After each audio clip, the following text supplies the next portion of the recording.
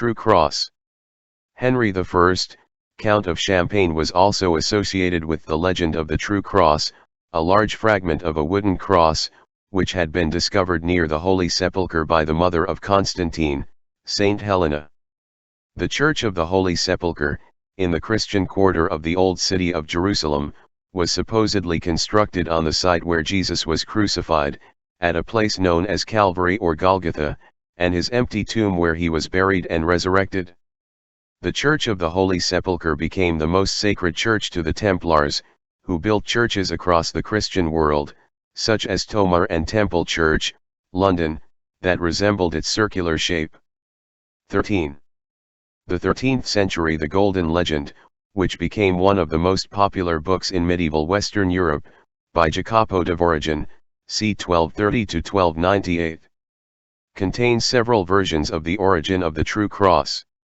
In the Life of Adam, Voragine reports that the True Cross came from 3 trees which grew from 3 seeds from the tree of mercy collected by Seth and planted in the mouth of Adam's corpse. A similar tale is recounted in Of the Invention of the Holy Cross, where Voragine wrote that the True Cross came from a tree that grew from part of the tree of knowledge of good and evil, or the tree that Adam ate of, that Seth planted on Adam's grave, where it endured there unto the time of Solomon. The True Cross became the rod of Moses, and David planted it in Jerusalem. It was cut down by Solomon to serve as beam in his temple, but found not too suitable in the end. After many centuries, the tree was used to build a bridge which the Queen of Sheba traversed on her journey to meet Solomon. On her visit, she told Solomon that a piece of wood from the bridge would bring about the replacement of God's covenant with the Jewish people. Solomon, fearing the eventual destruction of his people, had the timber buried. After 14 generations, the wood taken from the bridge was fashioned into the cross used to crucify Jesus Christ. 14. Voragine then goes on to describe its finding by Helena, mother of the Emperor Constantine. 15. It is said that this burial chamber, supplied by Joseph of Arimathea, was located near the place of Jesus' execution. 16. Following Jesus' death, the tomb was venerated by the early Christians. However, the destruction of Temple of Jerusalem by the Romans in 70 AD caused it to fall into neglect. In circa AD 135, the Roman Emperor Hadrian ordered that a cave containing a rock-cut tomb be filled in to create a flat foundation for a temple dedicated to Jupiter or Venus. 17. In the 4th century, Constantine allegedly sent his mother, Saint Helena, to find Jesus' burial place in Jerusalem, as well as the so-called True Cross upon which Jesus was crucified. With the help of Eusebius, Bishop of Caesarea, and Macarius, Bishop of Jerusalem, 3 crosses were found near a tomb, believed to have been Calvary. 18. Constantine then ordered a grand church to be built at the site of the tomb, which is now known as the Church of the Holy Sepulchre. According to most popular legend of the True Cross, a Jew named Judas Syracuse, the Bishop of Ancona, aided Saint Helena in finding the True Cross.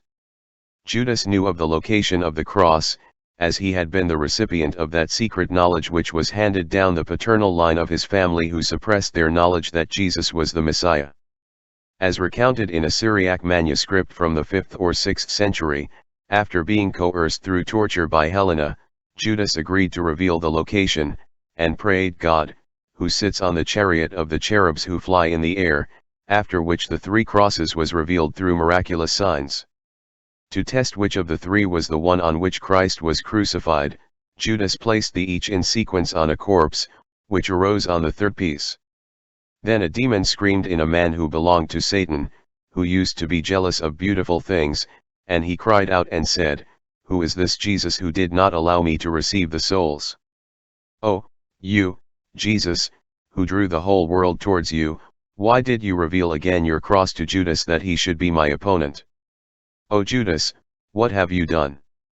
Through the first Judas I effected betrayal and caused the world to sin. Now, however, I am being persecuted by the second Judas." 19. After assisting Helena with the finding of the True Cross, Judas Syracuse was baptized by Macarius, consecrated as Bishop of Jerusalem Eusebius, and martyred during the persecutions of Emperor Julian the Apostate. The Empress Galla Placidia, 388-89/392-93, 450, is said to have presented the city of Ancona in Italy with the relics of Judas Syracuse. Monte Guasco in Ancona is the location of the Duomo, and is dedicated to Saint Judas Syracuse. It is said to occupy the site of a temple of Venus, who is mentioned by Catullus and Juvenal as the tutelary deity of the place.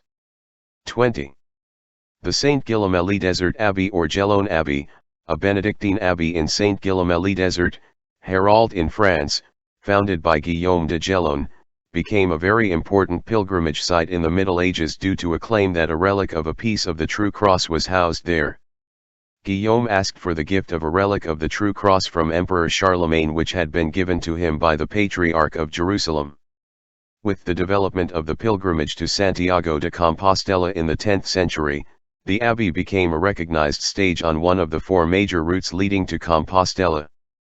21. The jeweled reliquary is carried through the village in procession once a year on the St. Guillaume's feast day on May 3.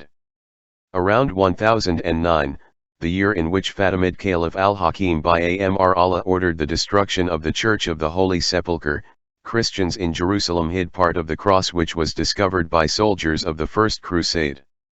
Arnulf Malicorne, d. 1118, the first Latin Patriarch of Jerusalem, had the Greek Orthodox priests who were in possession of the cross tortured in order to reveal its location. Arnulf was the chaplain of the Norman Crusader army led by Robert of Normandy, the son of William the Conqueror. The relic that Arnulf discovered was a small fragment of wood embedded in a golden cross, and it became the most sacred relic of the Latin Kingdom of Jerusalem. It was housed in the Church of the Holy Sepulchre under the protection of the Latin Patriarch, who marched with it ahead of the army before every battle. Arnulf accompanied Godfrey of Bouillon in the Battle of Ascalon in 1099 with the True Cross.